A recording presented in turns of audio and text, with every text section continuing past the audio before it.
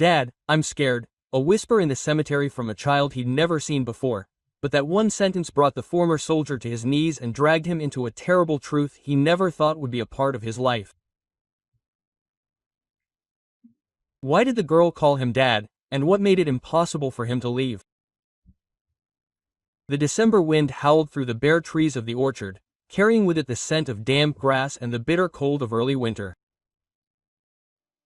Raymond Cole stood silently before a gray stone gravestone, holding a bouquet of white hydrangeas in his hand. The engraving read Elena Reyes 1982-2019. Love never lets her go. She's just a few steps away. He bent down and carefully placed the flowers at his foot. His worn gloves shivered slightly, not from the cold, but from something deep inside his chest that had never truly healed. Ellen had once been a nurse in the military. They fell in love amidst the blood and mud of the makeshift camps in Afghanistan. She was strong, stubborn, the only person who had ever managed to pull Raymond out of the shadows of his past, from a combat injury. And Raymond felt broken and decided to walk away. He didn't want to tie her to a future without children. So 4 years later, Elena quietly disappeared. She died in a car accident in another city. They never saw each other again. Raymond never really understood why she never came back. He never wrote, he never called, and he never asked anyone some of the questions he thought. Should they be buried in the cold earth? Then he heard a soft sob from behind the tombstone. Raymond turned around just behind the grave, under the bare branches of an old oak tree. A little girl, maybe 5 years old, sat curled up on the ground, an oversized coat nearly swallowing her small body as she clutched a worn stuffed animal. Her dark hair was disheveled, her face covered in tears and dirt. Her small shoulders shook occasionally from the cold, but she made no sound except the soft, strangled sobs she seemed to be holding back. The girl was crying. No adults were around, no cars in sight. Raymond stepped closer. He had never been good with children. But having carried fallen brothers home from battle, he understood the silence that loss could bring. As he approached, the girl lifted her head. Large, red-rimmed eyes stared straight at him. Papa whispered to her in a trembling voice. Mama said, you would come looking for me. Raymond froze. His heart clenched like a fist in his chest. He knelt down and tried to keep his voice steady. What did you just call me? He asked carefully. Papa, said the girl again. Mama told me Papa would come, but he said I'd say it right away. What's your name, honey? Raymond asked a little softer now. Mia, she blinked. My mom's name is Lena, but he made me call her Linda. I didn't like that. Raymond took a deep breath. Elena. She always signed her letters Lena. You came here alone. I ran away, but I came back before dark so I wouldn't get scolded before Raymond could ask any more questions. A man's voice called from behind me. There you are, a man. He came quickly towards me. He wore a long gray coat and a neatly knotted tie. He was tall with narrow glasses and a vibrating cell phone in his hand. Excuse me, the man, Raymond smiled politely. She had a tendency to wander off. I'm her foster father. Mia flinched. She didn't say anything. Raymond stood up. His eyes went cold. He didn't know why, but something in his gut, an instinct, sharpened by years in the military, told him something was wrong. She only said that her mother's name was Lena, Raymond said quietly. The man froze for a second. Then he burst out laughing. Oh, she meant Linda.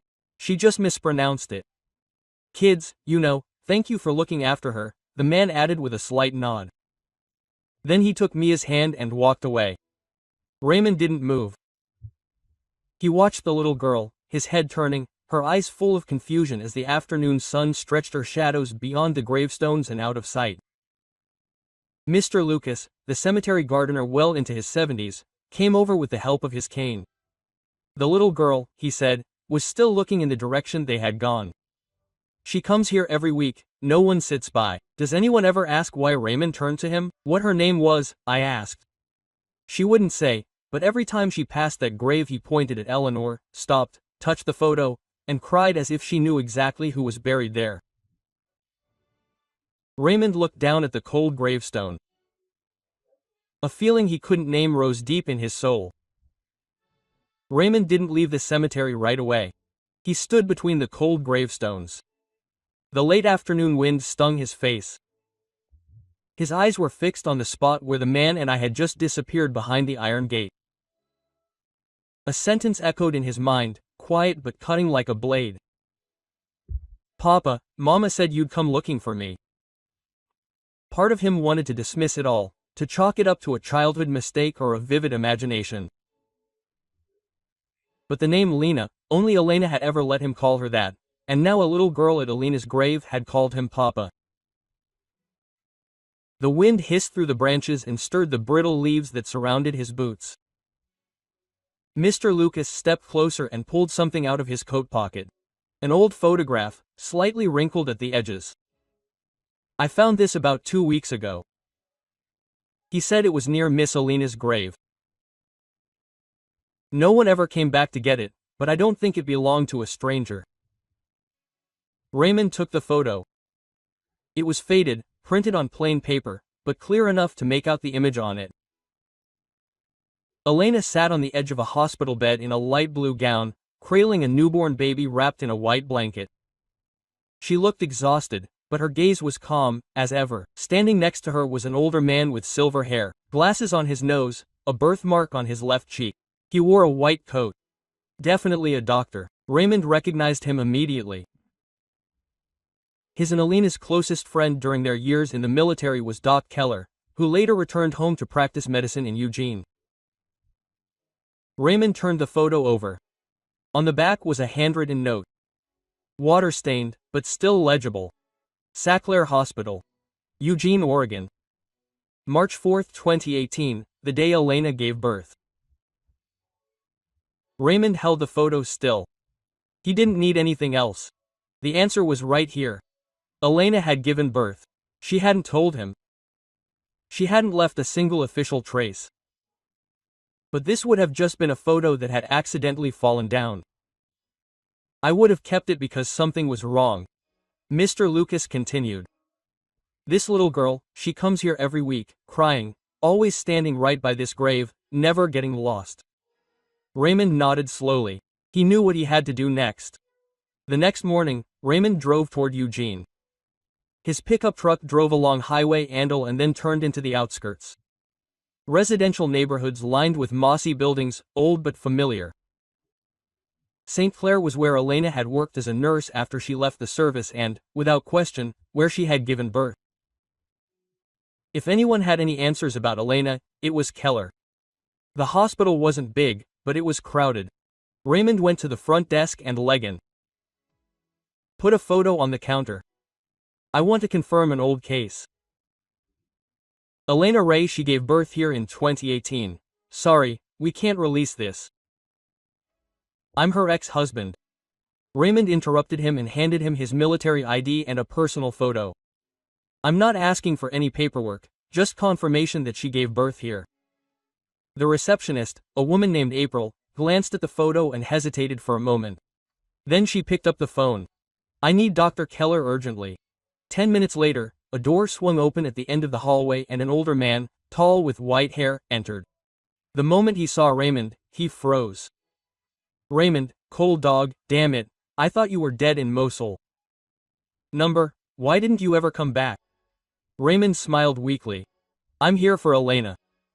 Keller pulled up a chair and sat down quietly. He opened a file drawer, pulled out an old folder, and began flipping through the pages until he stopped at a page with the faded hospital watermark. April 3, 2018. Elena Ray gave birth to a baby girl. 65 pounds, no complications. The baby's name is Mia, Elena Reyes. Raymond's teeth were all clenched. The father's name remained blank, Keller said slowly. She didn't lift a finger. He nodded, not surprised, but it still hurt. "You knew she had the baby and never told me?" Raymond asked, his eyes on the file. "I asked her if she wanted to notify you." Elena simply said, "Don't." He's decided to walk out of my life. Don't bring him back in. Keller sighed. I assumed that was a betrayal by both of you. It felt like a piece of the truth had been buried with her. She mentioned someone once. Keller only continued once, but I remember her trembling as she said, I'm not afraid to die. I'm afraid he'll find the baby. Who he was, she never said, but Keller hesitated. Then she opened another drawer and pulled out a white envelope. I saw her receiving letters from a place called New Roots. This one was left in her room after she was released. Raymond was sitting in his car when it started raining. He pulled out his phone and typed in New Roots shelter organ. The first result appeared. CEO of Harl Drake. He tapped the photo. A familiar face, the man from the cemetery. Neat suit, narrow glasses, a harmless smile, but his eyes were completely empty. Was it he, the man Ellen had been so afraid of that she hid her child from him, who was now holding Mia and calling himself her father? If Elena had left any clues, they might be buried deeper. Under whatever this man hid his coat pocket, heavy as a silent accusation. Elena Ray is not listed as a father. He should have felt relief. Elena had once told him that a doctor had diagnosed him with infertility, and back then he had believed her enough to let go, believed her enough to walk away, thinking he could never give her a real family. So why was a child looking up at him in the middle of a cemetery and calling him daddy? Why did her eyes make him feel guilty? Maybe Mia was Elena's daughter with someone else. Maybe the child had nothing to do with him. But if that was true, why didn't Elena name the father? Why did she give birth in silence, disappearing from all system records? And why did she die without a single word? He had no answers, only a feeling welling up inside him. Elena had tried to hide something, and she died before she could explain it. If anyone still knew these secrets, it could only be the man who had taken Mia from the cemetery. Harlan Drake, head of a charity that sounded far too polished, too perfect. Raymond knew that if he approached this place as an old boyfriend or ex-husband approached, the door would slam shut. No one would let me see him. No one would let him dig into the past. He had no legal rights, no custody, no name on his birth certificate. But he had served in the military once, and he knew how to walk through a locked door. The New Root Center was tucked away behind a row of maple trees, at the end of a quiet street, white walls with mint green trim, automatic iron gates, cameras positioned exactly where they should be. The nameplate gleamed. A new beginning for single mothers and abandoned children. Raymond stepped out of the car in a plain suit, carrying an old brown leather briefcase on his business card. His jacket read Ray Connor's Veterans Welfare Fund. A new identity respectable enough to gain entry. The receptionist greeted him with a faint smile. After minutes, the door opened and Harlan Drake walked in. Same man, neatly trimmed brown hair, dark blue suit, gray tie, a symmetrical face, nothing unusual, but the eyes were expressionless, glassy, cold, as if there was nothing but teaching behind them. Mr. Connors, said Harlan, extending his hand. I heard you're interested in our sponsorship program. That's right. Raymond replied, shaking his hand. Our organization would like to support a number of centers with stable models of care. Welcome. New Roots always opens its doors to those who truly want to help. Harlan led him down the hallway. The murals were colorful but crisp and precise. Children sat quietly in the classrooms. No yelling, no fighting. Too quiet at the end of the hallway. Raymond peered through a glass door. Mia was drawing. She was wearing a yellow dress. Her hair was tied back neatly. She was concentrating intently on the paper in front of her, but she didn't speak. She didn't smile. She was drawing a house.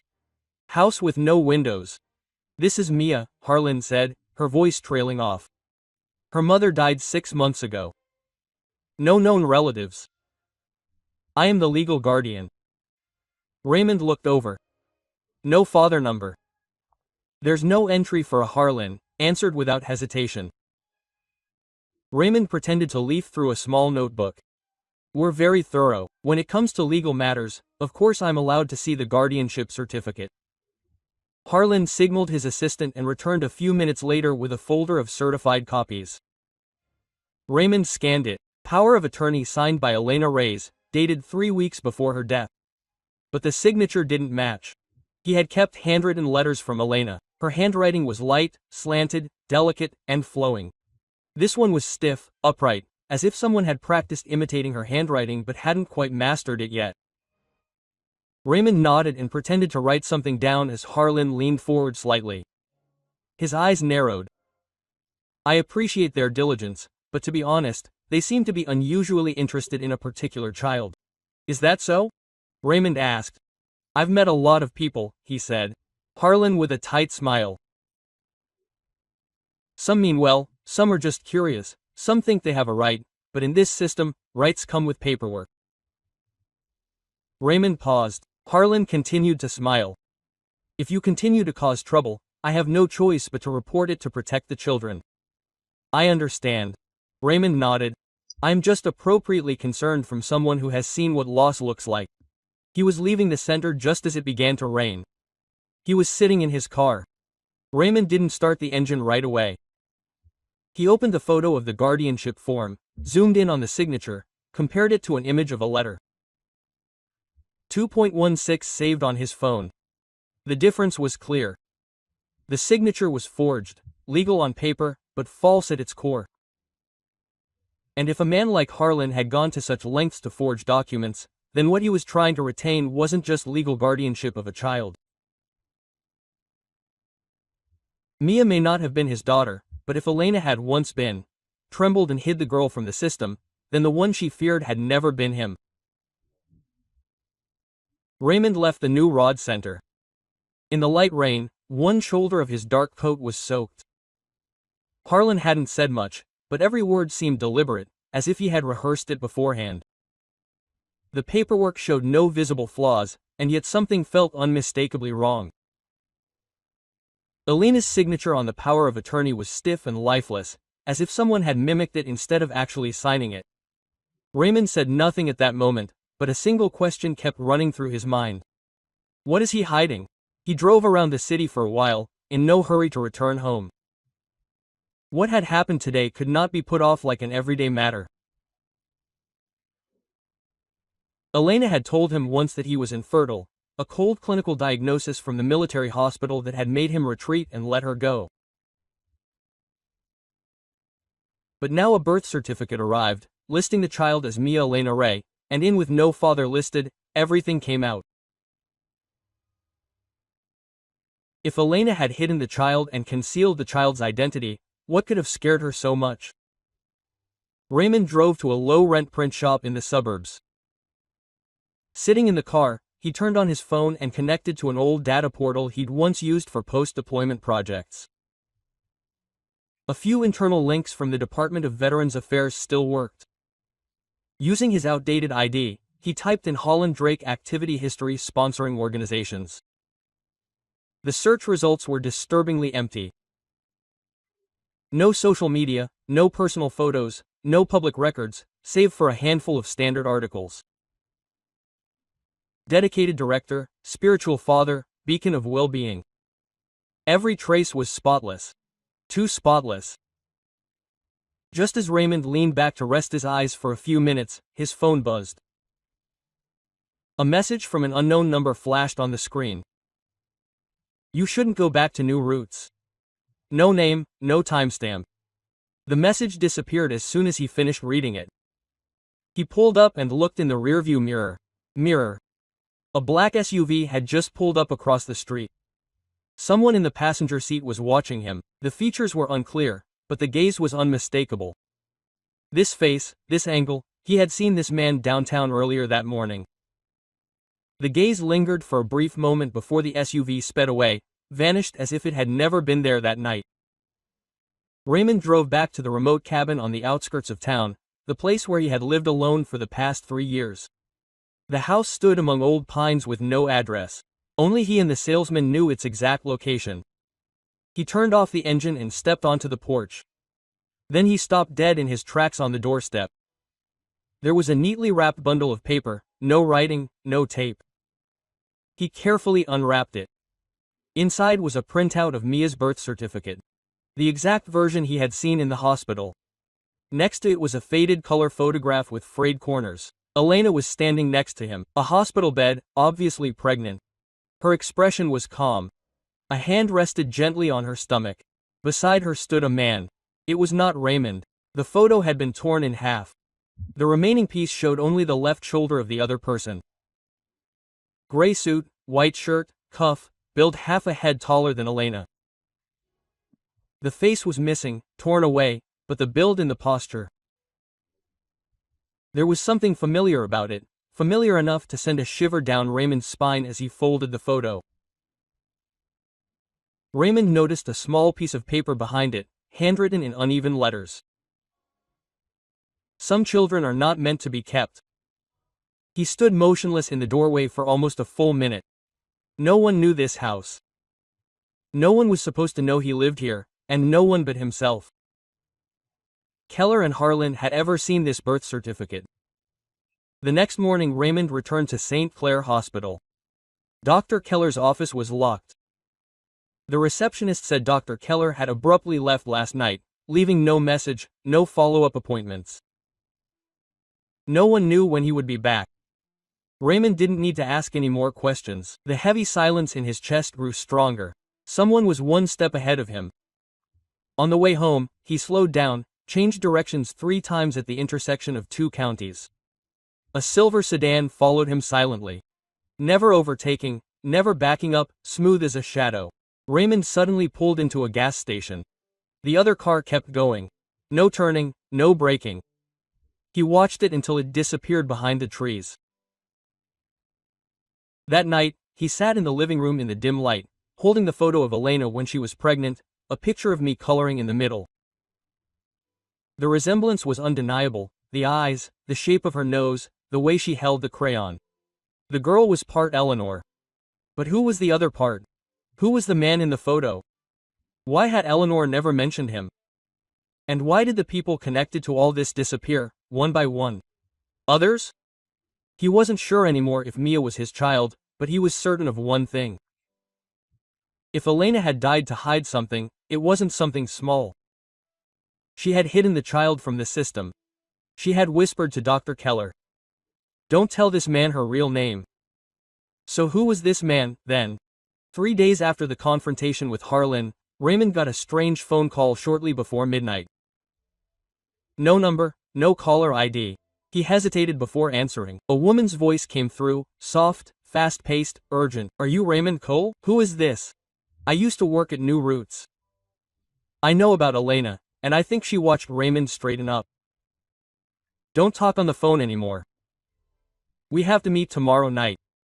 10 p.m., Old Central Library parking lot. Come alone. If you bring someone, I won't show up." Then she hung up.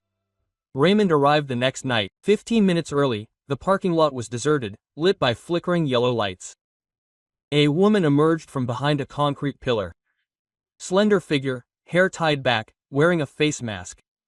"My name is Anna. I was a nurse at New Roots," she said quietly. "I knew Elena and I knew I didn't belong there." "Why are you only speaking up now?" Anna paused. "Harlan checks everything. Phones, schedules. Who comes in and out. I wanted to leave after Elena disappeared, but then my credit was suspended. My bank accounts were frozen. I lost my job, couldn't rent, couldn't travel. Just recently, an old friend helped me establish a new identity. I had no choice but to remain silent." Raymond nodded slowly, which explained why no one had ever stood up to Harlan before.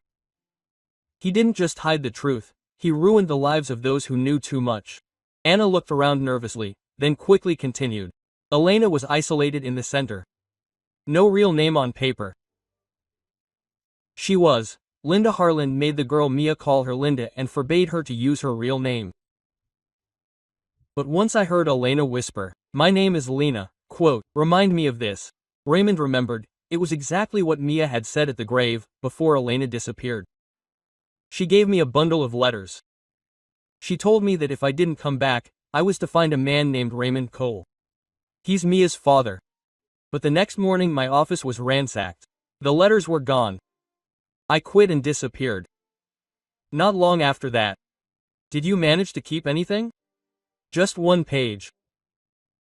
I hid it in the back of my shirt, somewhere no one would look, Anna said, pulling out a crumpled piece of paper. Raymond unfolded it. Elena's handwriting was unmistakable. Raymond, by the time you're reading this, I might be gone, but Mia is your daughter. I always thought hiding her was the only way to protect her. But if this letter reached you, it means I was wrong. Please keep her close to you. Don't let Harlan take her from you like he did the others. Raymond stared at the handwriting. Part of him wanted to believe it, the other part held back.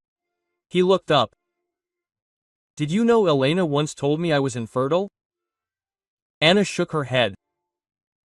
She never said it out loud, but I had the feeling she always looked at the photo in her wallet and cried quietly, as if she'd lost something precious. But to me, your eyes silenced the words. Raymond coldly. His mind drifted back to the military hospital years ago. The doctor's voice, low sperm motility, extremely low chances of conception. Not complete infertility, but enough to quietly leave Elena's life if Elena had gotten pregnant. Was this a miracle or proof of something much bigger? On the drive back from the hospital, Raymond didn't drive straight home, but made a detour to a small private lab on the outskirts of Portland, a place he remembered.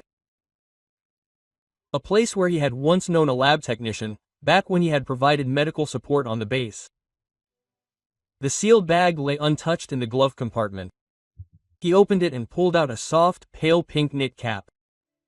Slightly worn, a thread coming loose at the brim. I had dropped it that day in the cemetery. The day after the man in the suit had taken it, Raymond stood frozen, watching them disappear. It was only when Mr. Lucas, the cemetery caretaker, returned with something in his hand that Raymond pulled himself together. Quote, "She left this here," Lucas said, and handed him the cap, finding it on the bench. There were still a few hairs stuck in it. Raymond took it, not knowing exactly what he was holding, but his soldierly instincts and the silent pain of a father who was never allowed to be one told him to keep it as silent evidence. Several soft, light brown hairs had become entangled in the threads at the brim of the cap. He didn't touch it and immediately put the cap in a new envelope. As soon as he got home, he sealed it and labeled it with the date. Now he set the envelope on the counter. The lab technician looked at the note and then up at him. "You're requesting a paternity test." Raymond nodded. "Compare this sample to mine. The child's name is Elena Reyes. How soon do you need the results?" "Hurry up. I need to know as soon as possible." The technician nodded. "We can do it in 24 hours if you agree to priority processing." Raymond didn't hesitate. He signed the form, paid the fee, and stepped out into the fading afternoon light. Sunlight danced on the sidewalk, but all that went through his mind was one question. He had written it on the application form under alleged relationship father-daughter, and as he left the lab, Raymond was not relieved. It felt like unlocking a door without knowing whether there was light behind it or a plunge into darkness. If Mia really was his daughter, then Harlan was holding the only part of Elena he had left captive. And if not, why would Elena lie to the world, except to tell him the truth? The message came at 7 o'clock, just a single line. "The results are ready. Please come by to meet you in person." Raymond sat in his car for a few minutes, staring at the screen as if it might change. The sky beyond the windshield was dull. The sunlight was still struggling to break through the thick cloud cover. He didn't turn on the heater. The numb cold on his skin seemed to match his state of mind. Finally, he pushed open the door and stepped out. The clinic was quiet. The faint smell of disinfectant hung in the air. The young nurse at the front desk smiled politely at him and nodded briefly.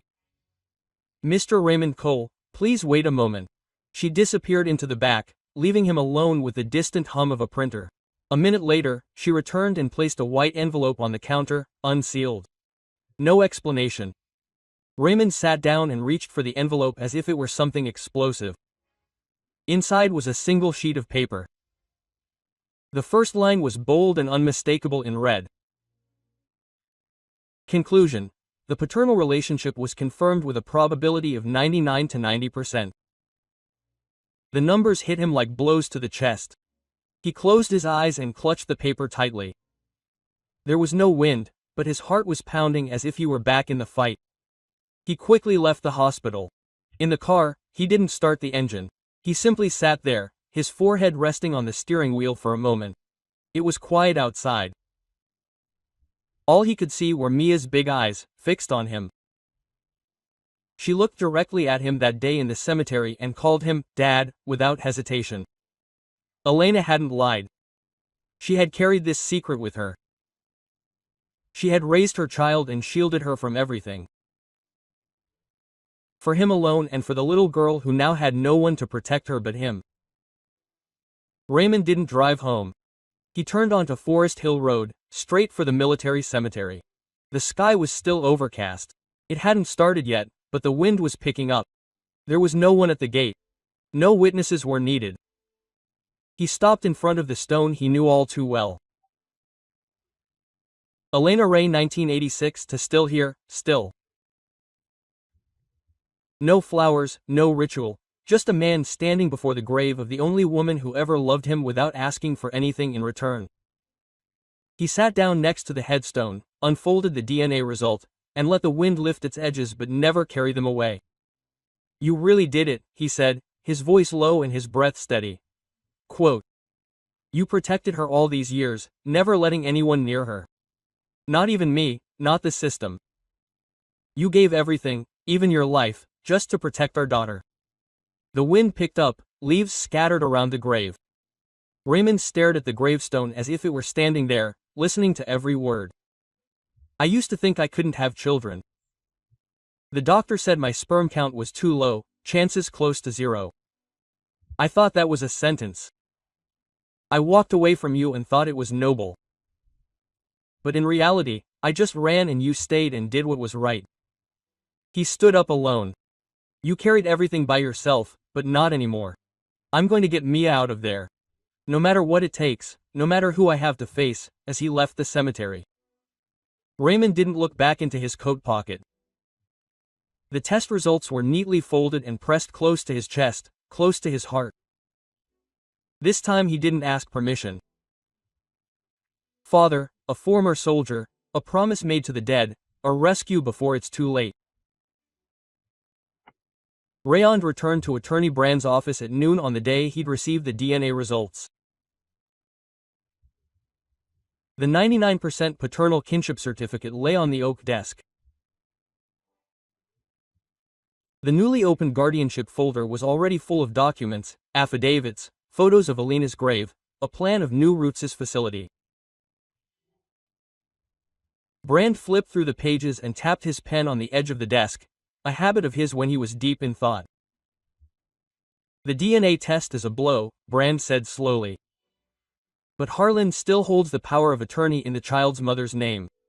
The court will require the original. We only have the copy. They remember with their eyes, and it's legally worthless. If you can prove the original is a forgery, the whole case could change overnight. Raymond clenched his fingers. I saw that signature. She's not Elena's, but the court needs more than your word. Brand checked to see if the document was stored at the center. You need a clear photo or a time-stamped copy, or better yet, any document that shows Harlan abused his guardianship of children without families. Then this wouldn't just be a custody battle, it would be a federal criminal case. Raymond trailed off. His mind drifted back to the memory of the records room he'd seen moments before. Rows of neatly arranged filing cabinets labeled Code Mia Orchid Class. He hadn't had time to dig any deeper. This could also be where the truth behind Elena's years of fear lay buried. You think the court will accept photos of original documents? Raymond asked, as long as the entire page is visible, including stamps and signatures, ideally with metadata.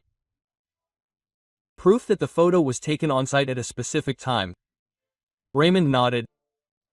The decision was instantly clear and distinct, like the sound of a fuse pulling a trigger.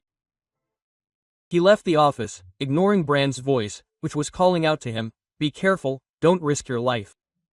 Night was falling fast. Raymond parked in the shade behind a row of old maple trees, a block away from new routes. He carried no weapons, only a multi-tool, a red flashlight, noise-canceling earbuds, and a mini camera on his chest, set to auto-record and timestamp. A dark coat, the hood pulled low over his face. The infiltration skills he had once used in the worst of combat operations were back in place, silently precise. No room for nervousness. He slid over the fence of the herb garden. The padlock on the logistics shed was old. It opened the door in 4 seconds with a simple hook. The hallway inside was carpeted with dark carpet to muffle the sound. Outdated surveillance cameras hung from the ceiling. He waited for them to pan away. Before he crossed, he moved to the rhythm of their pans like a well-rehearsed dancer. The file cabinet was located behind 2 doors. The mechanical lock required an 8-digit code. He held up the red light to check the dust patterns on the keypad, deduced the 4 most frequently used numbers, reversed the combinations in his head, and on the 3rd try, the lock clicked open. The file labeled MIALENARES opened in the drawer. The first page, a blank copy of the power of attorney. The next, the original, with smudged ink, yellowed paper, and a stiff, unnatural signature that read Elena Ray, which didn't match the handwriting on her letters at all. The seal of the new route was affixed in the upper left corner, but the required medical file number was missing. A crucial mistake. Raymond held the camera close to him, taking close-up shots of stamps, signatures, and dates. When he landed on a form called Psychiatric Evaluation of Non-Custodial Mother, he photographed that too. He opened the drawer next to him, in the XF, and found dozens of children's files, all with the same recommendation: transfer abroad. Most of the documents were not official, but bilingual agreements stamped with logos of unknown organizations. One file caught his eye. Tyler James, age 7, no known relatives, recommended transfer to El Salvador. Raymond now understood why Elena had run away and why she had not lived long enough to explain it to him. He sent all the photos to 3 email addresses, including Brand, an investigative journalist, and Derek Shaw, an old friend at the Federal Investigations Unit. In one message, he wrote, "If I disappear, please bring this truth to light." Quote. Raymond then drove off into the night. The red light on his camera's dashboard was still flashing, capturing the image of me. In a secluded corner of a cafe, he met Ella, an independent journalist. She accepted the evidence and confirmed that she would review the documents. 2 days later, the Morning News ran an exclusive investigation into the New Roots Charity Center. The center, considered a guardian angel for children, was involved in international human trafficking. The reports Raymond had secured were made public. In the meantime, Raymond received a call from Harlan, who warned him, "Get ready, because in this war there are no rules." But Raymond knew he couldn't give up. He had to get out, and he would do anything to save her. On Monday, the hearing began at the courthouse. A public battle loomed, but Raymond was determined to get the truth out. Raymond, the father of the charity center, walked through the crowd with Brand, a lawyer nearing retirement, at his side. The courtroom was packed, and Raymond sat upright and looked straight at the judge. Judge Goodman opened the case, in which Raymond Cole filed for guardianship of Mia Elena Ray, currently under the care of Harlan Drake. Brand stated that they would prove that the biological relationship was indisputable and that Mr. Drake's power of attorney was forged. Harlan's attorney countered that Cole was simply exploiting a DNA connection to gain media attention. During the hearing, Brand presented DNA results that confirmed Raymond as the biological father. Marlon's power of attorney was also called into question when a handwriting expert confirmed that the signature was forged. Shock went through the room. Ariana, a young woman, testified and told how Harlan pressured mothers to give up their children. The judge called a 2-day recess to consider the new testimony. After the recess, the final verdict was handed down. Raymond Cole was awarded custody of Mia Elena Reyes. Harlan's child custody papers were declared void. Raymond left the courthouse without a reporter, only the fading warmth of the sun and a sense of relief as justice finally heard the voice of the oppressed.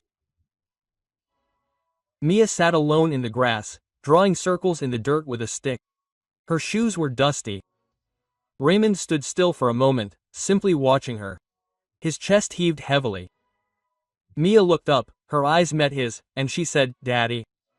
Raymond knelt in the grass, not daring to breathe. Mia rushed to him and threw her arms around his neck. Raymond held her and said, "I'm here now, and this time I'm not going anywhere for a long time." That evening, he took her home, not to a mansion, but to a modest house in Oregon. Raymond opened the hallway closet and pulled out a picture of Elena. He told me